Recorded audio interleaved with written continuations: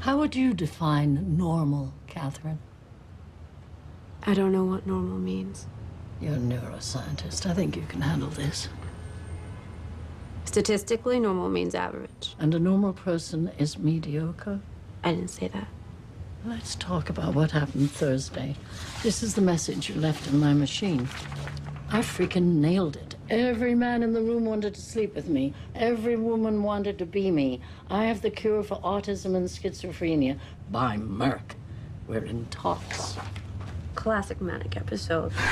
Sudden onset, pressured speech, delusions of grandeur, disordered thought, hallucinations. And? A freaking rocket ride. If you want to know the truth, I've never had a better time in my life. Until, drum roll, I nearly killed myself. You nearly killed yourself. On Wednesday, when you saw me, you were happy, thinking about changing your whole life.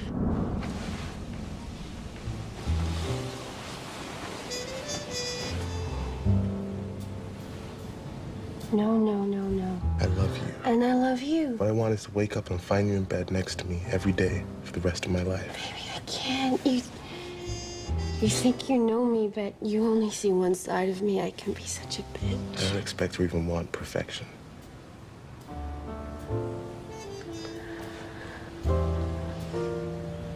What do you say? It scared me to death. You know I've never wanted to get married. You didn't refuse him. No, I told him I had to think about it. Then you flew to San Francisco to give that keynote speech to the Neurological Institute of America. Yeah, it was a very big deal. I've been working on it for weeks. I started to panic when I reread it at the hotel. It wasn't up to your standards. You needed a shot of inspiration.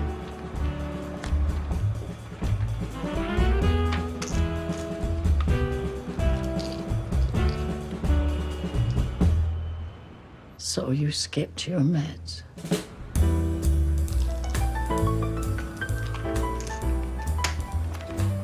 That night I barely slept.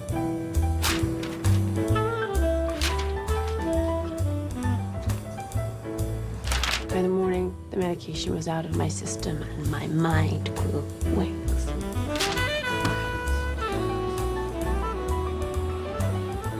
When it was time for me to go, I was ready.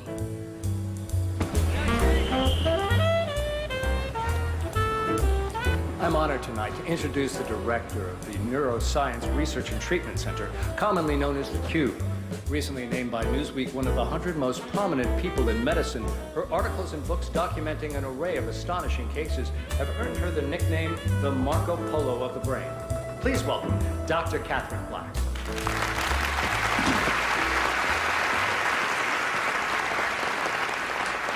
Thank you. It's an honor to be here tonight. I don't think I've ever seen so much raw brain power in one room.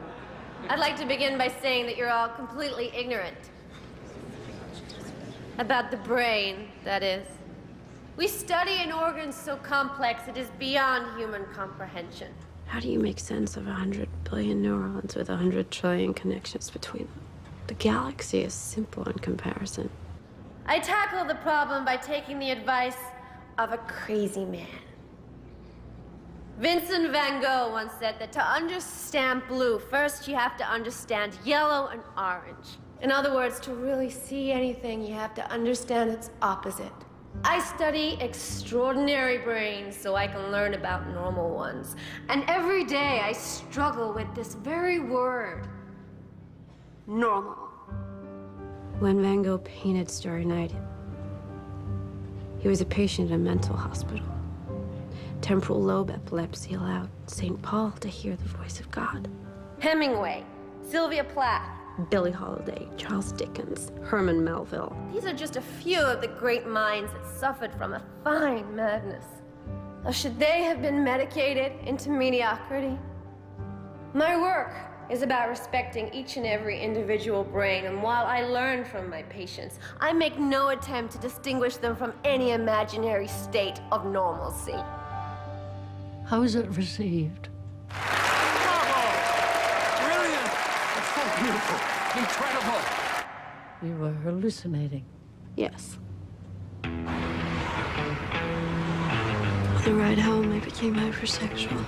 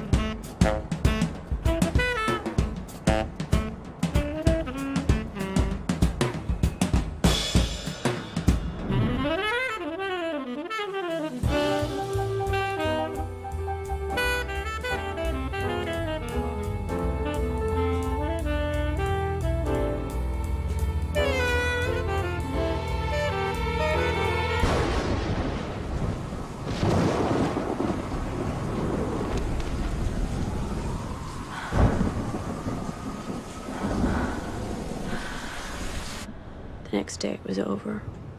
I flew home. And you told Will. Nothing. Obviously. Let's talk about some of the exceptional people you named in your speech. Ernest Hemingway used his shotgun to blow his brains out. Sylvia Plath was 30 when she stuck her head in a gas oven. Billie Holiday died of acute alcoholism after years of drug abuse. Van Gogh shot himself in a wheat field right after finishing a painting. Normalizing does not doom you to mediocrity. It allows you to live long enough to do your best work. No, I get it. This time I get it. Do you, Catherine? Do you really? This is important. Your life is at stake. Do you want to be exceptional and dead?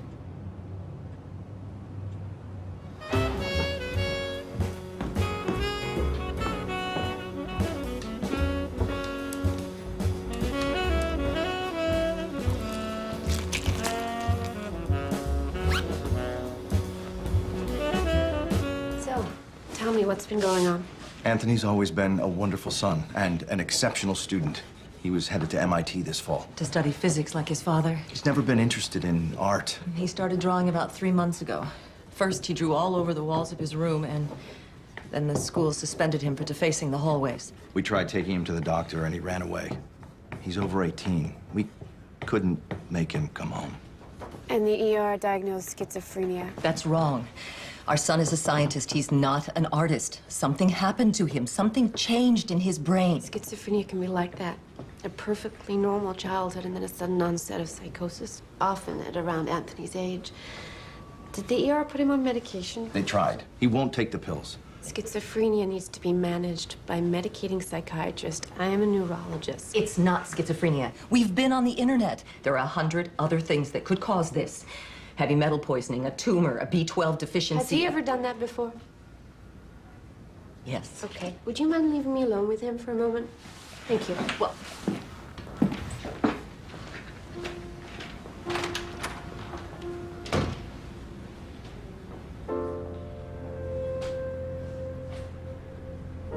She's evil. Shut the transmitter in your brain. Lobotomize you. on. Don't listen to those voices. Don't listen. They can hurt you if you don't listen. She's not your Listen to me.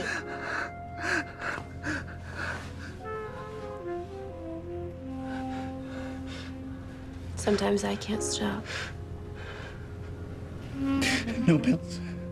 They make me stupid. I understand.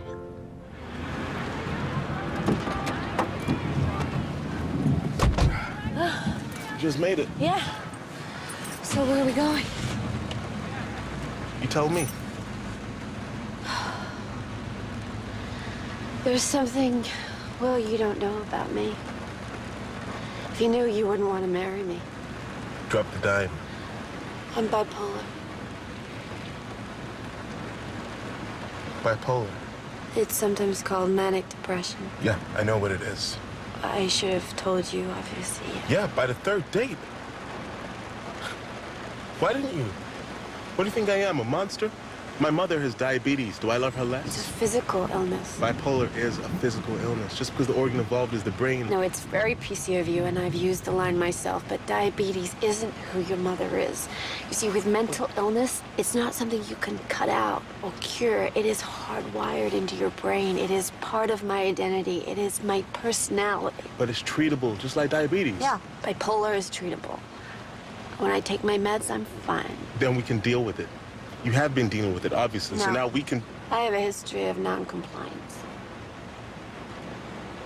I have a tendency to go off the meds. Not since we've been together. Yeah. It happened last week. In San Francisco? Mm-hmm. Why didn't you tell me? Because I wanted to keep you. Keep me. I'm not a pet. Why in God's name would you ever go off your meds? Because it's an incredible high. When I'm ramping up, I do my best work. Life is beautiful. I feel like I could conquer the world, and then sometimes I do very bad things. Bad things? What kind of bad things? What kind of bad things? Catherine. Get out.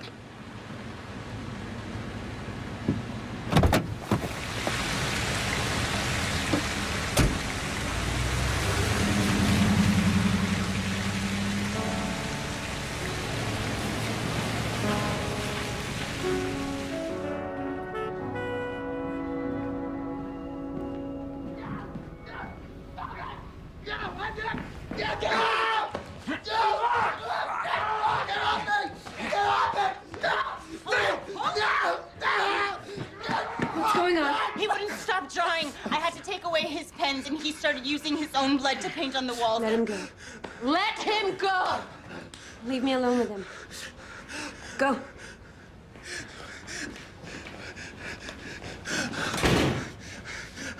You promised no meds. You hurt yourself, Anthony. That's a game changer. What is it? What is it you see? Fire. There's no fire. We're here. Here? Look, there's no fire. It's okay. Come see for yourself. Come on, it's okay.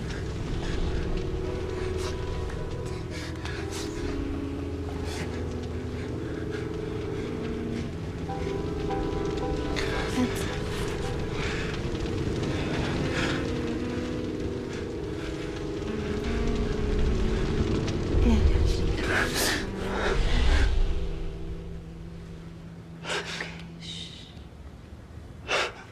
the shot they gave you is gonna make you sleepy. Need to get you into your bed. You need some rest. It's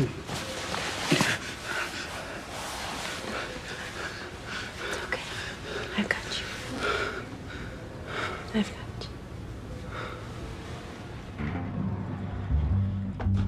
Hemingway, Sylvia Plath, Billie Holiday, Charles Dickens, Herman Melville.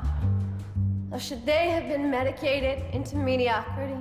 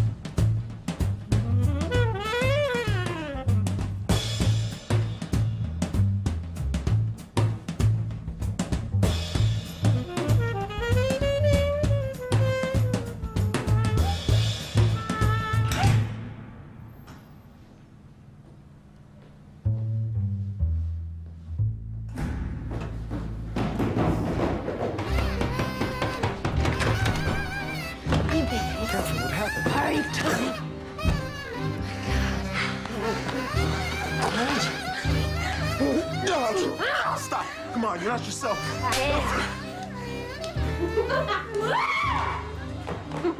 Come on.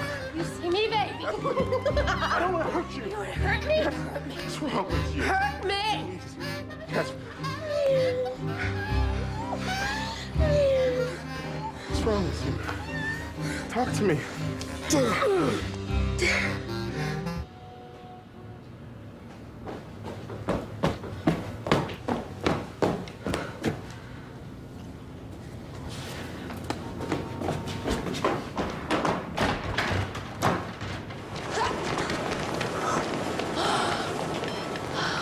I can hear music.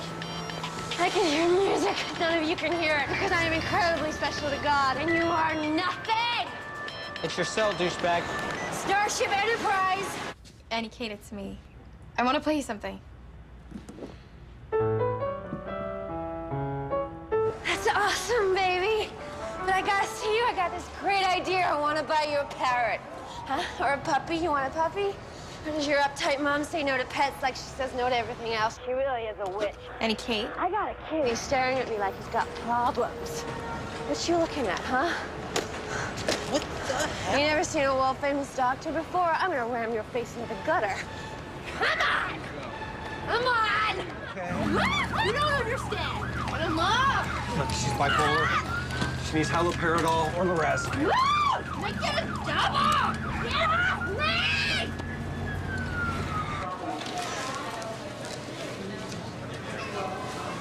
I'm so sorry. Hey. Oh, I'm so sorry. It's okay.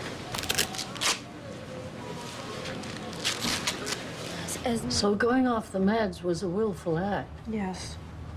Why do you think you did it? Because I wanted to end things with Will. Because I didn't want to get married. Because I'm afraid of turning into my mother. That's not how I read it. I think you wanted Will to love you for who you are, so you showed him the worst you have to offer.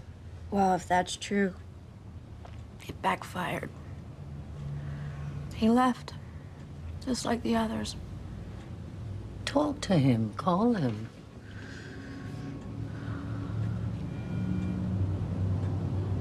Catherine, I'm worried. You're cycling into depression.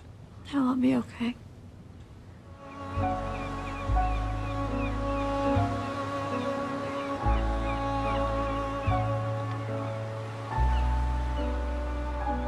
Oh, Freddie, it's your birthday. Excuse me, I'll have to take this. I only get calls on this line if it's an emergency. Hello? Give me a reason to go on living. Where are you? Talk to me. One reason. Your work. If you're gone, the void cannot be filled. Dr. Catherine Black is needed and loved. Not for who I really am. The best part of you is who you really are. The rest is a disease. I alienated Will forever. I came within an inch of exposing myself at work, and I can't see my daughter. Don't catastrophize. No one found out anything. Esme will come back to you. Reagan can't keep her from you forever. Your work is waiting, Catherine. Your work is waiting.